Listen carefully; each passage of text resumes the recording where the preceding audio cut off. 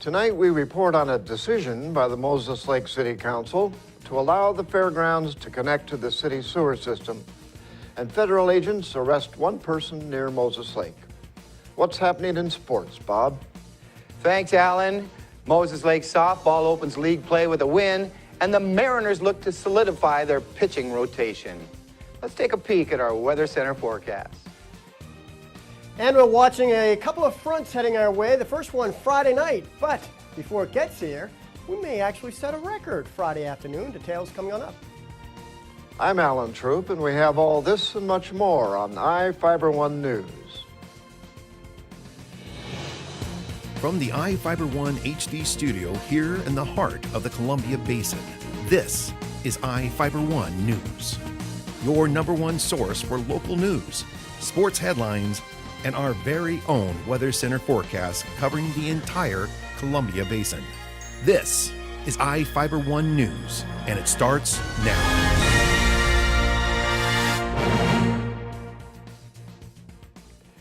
Grant County can connect the fairgrounds to the Moses Lake sewer system without needing to have the property annexed.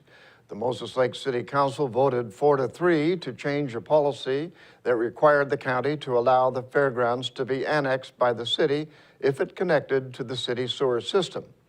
The change makes an exception for the fairgrounds. The Washington State Department of Health is requiring the county to change how it treats sewage at the fairgrounds. State officials claim the present septic systems are affecting the groundwater in the area. Engineers from Gray and Osborne recommended either connecting to the city's sewer system or building a lagoon near Paxson Drive to treat the sewage. The commissioners support connecting to the sewer system, but previously said their constituents don't want the fairgrounds annexed. The supporters of the change said making the change means the county won't have to build a lagoon near a residential area. The opponents said making an exception allows other governments to make the same request. The Moses Lake High School Mola Hyatts are again national champions, bringing home 1 first place and 2 second place trophies. Reporter Devin Higgins has the details. The Moses Lake High School Mola Hyatts are now national champions.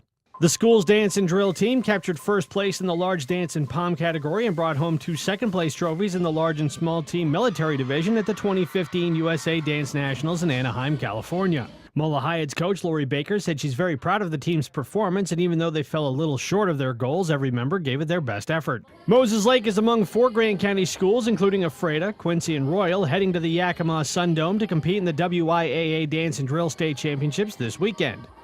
Baker said the team is using their experience in Anaheim as motivation to bring home a state title. They spent the week fine-tuning their routines and resting up for what she believes will be both an emotional and successful end to the season. The Mola Hyatts are hosting a special preview of their performances tonight at 7 p.m. in the Moses Lake High School Gymnasium. In Moses Lake, Devin Higgins for iFiber One News. 2 Moses Lake elementary schools were locked down Wednesday morning following a domestic dispute in the neighborhood. Sage Point and Peninsula Elementary Schools went into lockdown at about 9 a.m. following a report of a domestic violence dispute in a nearby residence. Executive Director of Student Services, Dave Balcom, said one of the individuals involved in the alleged dispute was at large in the area. The schools were locked down as a precaution.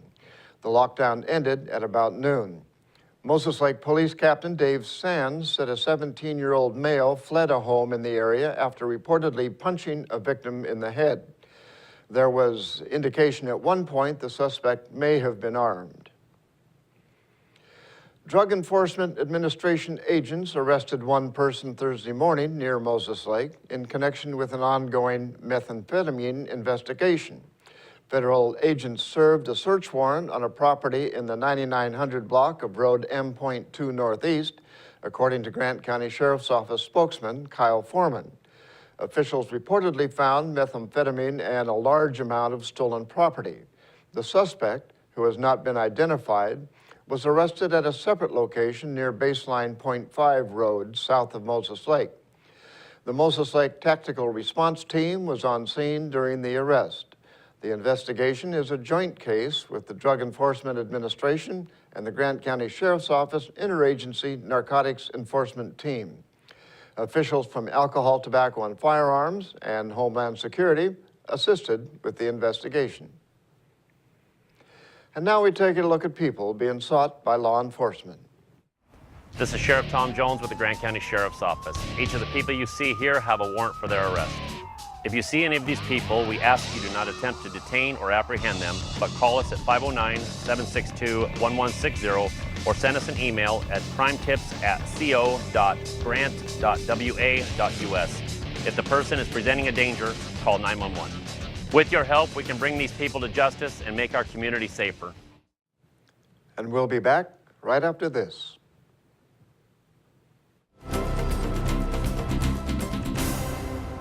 At Moses Lake Community Health Center, we have had the privilege to serve the local communities since 1978. What I like about working at this clinic more than any other clinic that I've worked at is the patient care. With the patient care team that we've assembled, it allows us to take care of these many facets of the patient and their family's needs. Please take the opportunity to experience the high-quality care provided at our clinics.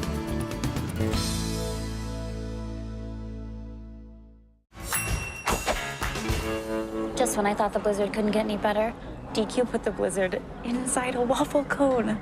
This is mind-blowing. So when DQ asked me how I would tell the world, I said...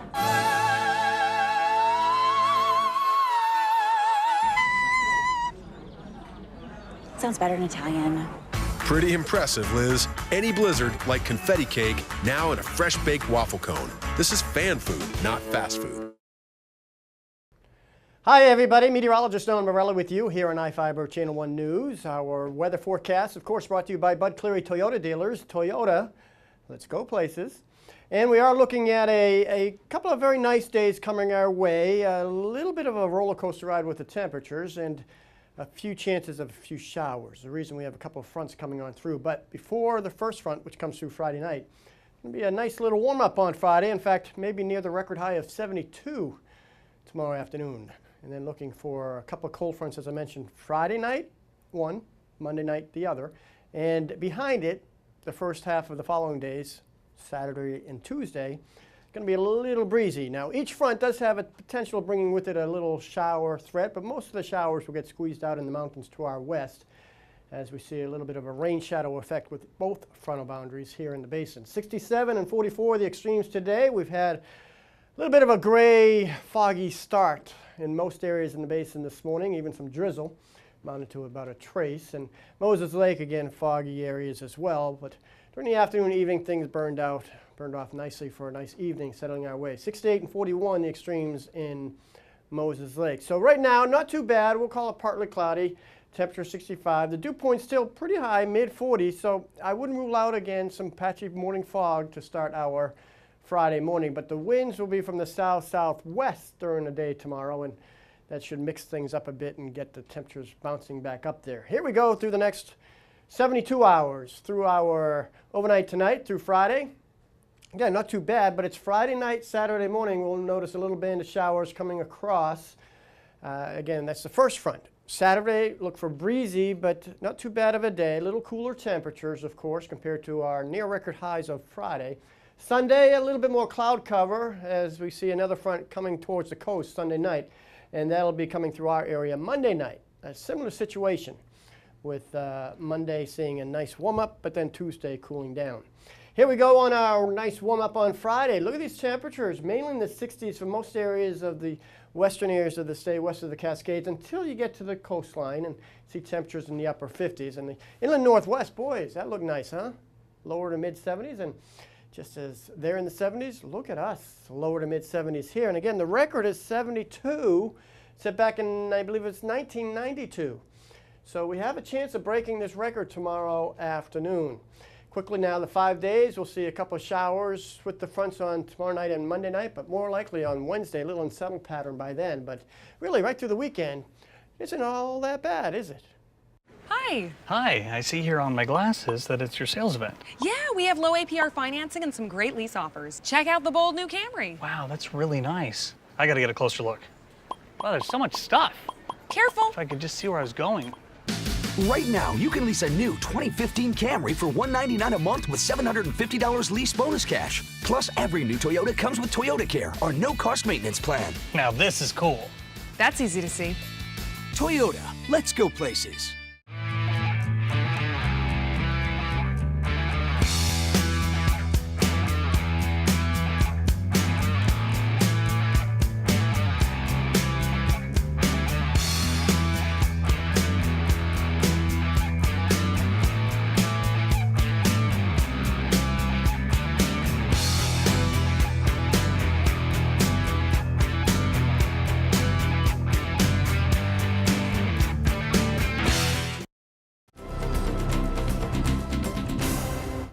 Their league opener was rained out Tuesday, and Mother Nature threatened to kick up her heels again yesterday. But Moses Lake and Eisenhower got the game in, and it was the Chiefs coming away with an 11-5 win. The Cadets came up empty in their first plate appearance. Moses Lake batted around the order in the home half of the inning to take a 4-0 lead. Ike put a run on the board in the top of the second and 2 in the fourth to close the gap to 4-3. This solo shot by Aubrey Rowland ignited a 6-run rally in the bottom of the frame to give the Chiefs some breathing room. Eisenhower got one back in the fifth and one in the seventh to make it respectable. Marnie Skinner got the start in the circle and tossed 4 innings of one-hit ball while fanning 9 cadets. She helped out her own cause, going 2 for 3 at the dish with a 3-run dinger. The Chiefs pounded out 9 hits in the contest. Ike had 3. Moses Lake hits the road to Yakima Friday for a twin bill with Eisenhower. Opening day for the Mariners is just around the corner. M's manager, Lloyd McClendon, is yet to announce the 5th spot in the Mariners' starting rotation. But many believe stud pitching prospect Taijuan Walker has officially ended the debate.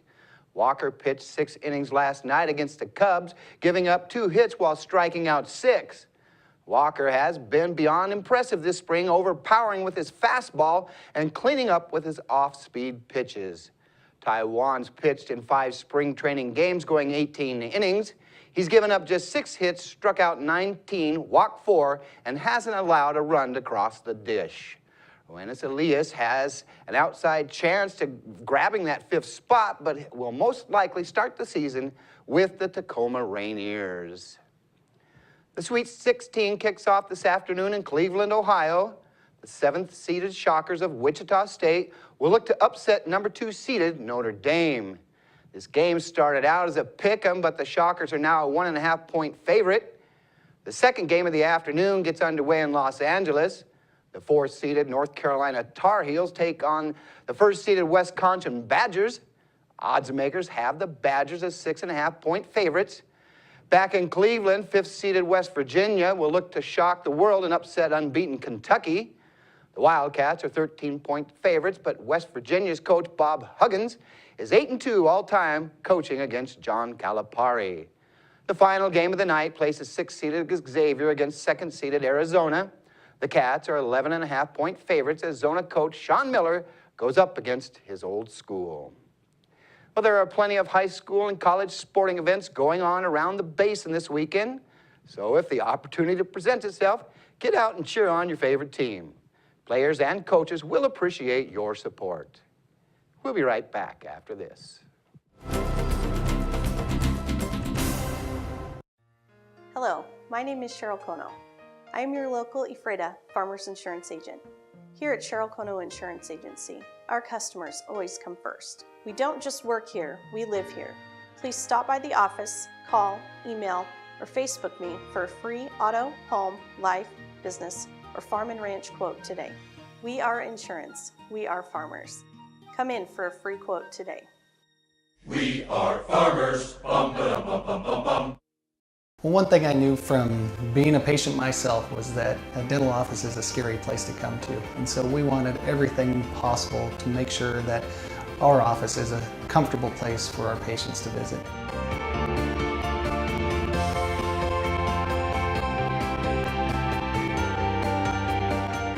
The patients that I have, my clients, have made me a part of this community, and we want to give back in every way possible.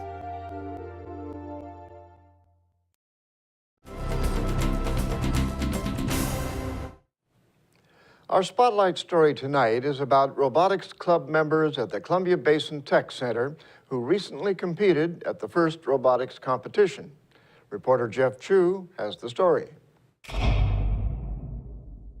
28 and 4. Robotics club members at Columbia Basin Technical Skills Center in Moses Lake are still pumped up about winning at the recent first robotics competition at Central Washington University's regionals. The arena-style event had rolling and lifting robots from different schools performing on 2 competing teams. 5 robotics students competed on CB Tech's team, with students from 34 schools participating. The rookie CB Tech team placed 22 out of 34 schools competing at CWU in Ellensburg. Engineering teacher Chris Whiteman, who oversees the robotics club at CB Tech and teaches 17 robotics students, explained how the competition worked. They were tested in how the robot performs and functions within a certain scenario setting, and did pretty well. The robot broke down, and unfortunately that was our biggest pitfall, was the robot breaking down in the competition, but they were tested upon how it would function within the group, how it could score, and durability, which ours didn't fare so well in, but that's okay. Despite the typical breakdowns and mishaps, the CB Tech team's smaller robot was best at maneuverability. Moses Lake High School senior Joseph Friedbauer was the lead driver of the team's robot. Every round we seemed to have a problem, so when you think pit crew, quick fixes, that's what it was, the whole competition. I was standing back and crossing my fingers that I'd have the bot on the field for the next competition, and every time, my team would have that bot out there performing as best as they possibly could. The robot was best used to handily move pool noodles that littered the paths of the larger heavy lifting robots during a match. What you could do is use your bot to push that noodle into a scoring zone, and instead of deducting points, it would actually earn points for your team. And the last match is on YouTube. We literally won that last match, the championship, by 2 points a litter. Just us pushing litter around, being janitor. Friedbauer hopes to continue studying robotics and competing at Eastern Washington University. He said he would return to CB Tech to act as a mentor for future robotics students. Friedbauer and others on the CB Tech team lamented that although the robotics team qualified for the upcoming state finals at Eastern Washington University in Cheney, the team could not afford the $4,000 entry fee. Moses Lake sophomore Will Turner looks forward to future robotics competitions on the CB Tech team. As assistant driver, he moved the CB Tech robot's scissor lift up and down. Turner's first year of robotics work has him seriously thinking about a career in the field. I love robotics, and then when I thought of this, I really love the programming and creating in robotics. I've always loved engineering. The CB Tech team took home 6 trophies, including the 2015 winner and the highest rookie seed award. CB Tech, part cyborg. I'm Jeff Chu for iFiber One News. Captain Shockwave are your 2015 Central Washington University District Champions. We'll be right back after this. Have you been to iFiber1.com? The most up-to-date news in the Columbia Basin is just one click away. With news, sports, and weather, you can stay in the know with what's going on in your community. Read your news on the go by visiting iFiber1.com on your tablet or even your phone. Follow us on Facebook for quick updates and discuss the news with others in our area. Your #1 news source in the Columbia Basin is iFiber1.com. Check it out today. What's white and yellow and red all over? If you said the local book telephone directory, the one with the purple sunset on the cover, then you're right. In print and online at statewideyp.com, it features up-to-date local maps, community information, and a calendar of events. With a restaurant dining guide with full local menus and a reverse directory, you're sure to find the number you're looking for. It's the best way to get the information you need. Pick up a copy of the local book today or visit statewideyp.com.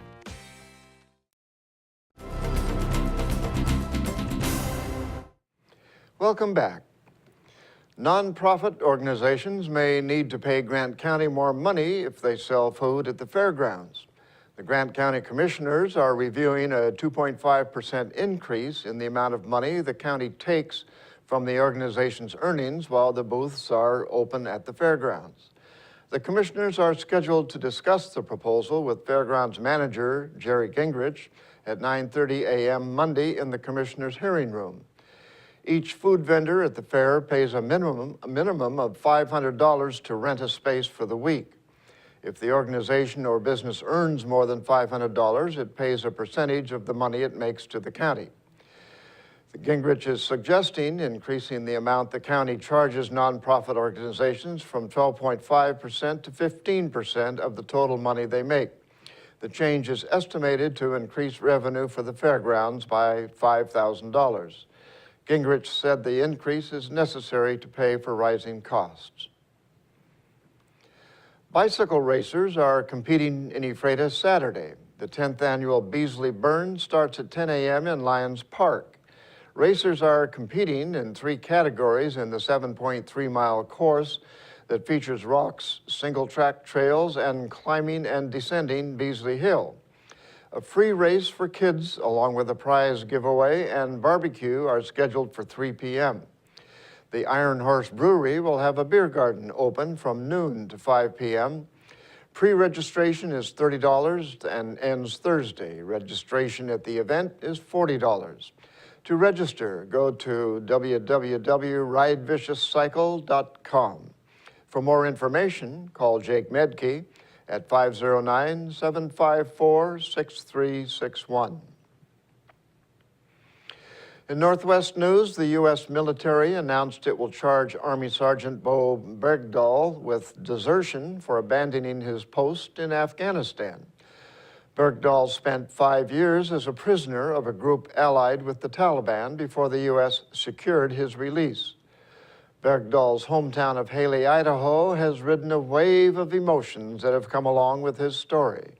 Lauren Johnson has their reactions to the charges. He walks among everybody. He's not a threat to anybody. Charlie is a Vietnam veteran and stands by Bo. Everybody keeps saying that he acted honorably as a captive for over 5 years. Anybody on this planet that could do what he did shouldn't be chastised, as I would put it right now. Charlie isn't alone in his support for the Bergdahl family, despite the charges of desertion and misbehavior before the enemy. I still think that a good portion of the town is in support of Bergdahl, and probably this town has more support of not having wars than some other towns, perhaps in Idaho. Kind of harsh, but it is a local family, local community, and so we're just hoping the best for all the rest of the family too, of the outcome. Yeah, I just hope for the best for him, you know. He didn't seem like a very bad person to me. A family is looking for a man who paid it forward recently. The unknown man paid for a cart full of groceries, $130 worth, after a family member couldn't remember his PIN number. Craig Herrera has the story. Migdalia Convery's parents love to shop at Costco. My dad's a baker, so they constantly come here and they buy just huge amounts of whatever it is they need for their mountain living. But his last trip to the checkout stand on Tuesday didn't go so well. When he got up to the register to pay, he suddenly realizes and becomes frantic that he does not know his PIN number. The Julian man told the cashier he wanted to go outside to ask his wife for the PIN number, but he was worried about the people waiting in line behind him and didn't want to hold them up. That's when he noticed a tall man standing next to him. The gentleman came over and said, "Don't worry, sir, we've got this. I've got this for you." Her father thanked the stranger and said he would only take him up on the offer if he could pay him back. My dad's a very proud man, Vietnam vet. No, I need to insist. I need to get your information. I must pay you back. I can't do this. The stranger said he didn't want to be paid back. And he insisted on and on again, and my dad finally just had to turn around and walk out. I can't accept this. A few minutes later, a clerk came from inside with a basket full of groceries, gave them to Migdalia's dad, and said somebody paid for them. The man paid for the cart full of groceries, $130. The family doesn't know who he is, but want to thank him. It's just so refreshing to know that people like you do exist. It was amazing. It was beautiful. And God bless you. That's all you can take from that. It was wonderful. That's going to do it for us here at I-501 News. We want to thank you for watching, and we'll see you again tomorrow.